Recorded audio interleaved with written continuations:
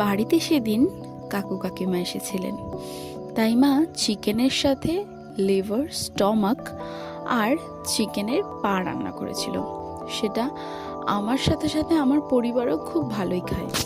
অনেকেই হয়তো এসব দেখলে নাক সেটকবে, বাট চিকেন খেতে দোষ নেই, তার পা, লিভার, স্টমাক খেতে কি দোষ? এবং বিজ্ঞানসম্মতভাবে এটাও পাওয়া গেছে চিকেনের তুলনায় চিকেনের পায়ে বেশি প্রোটিন থাকে। খেতে কিন্তু চমৎকার লাগে আর দেখতে কিন্তু বেশ কালারফুল। মা রেঁধেছিল সুন্দর করে আর খেতেও কিন্তু দুর্দান্ত হয়েছে।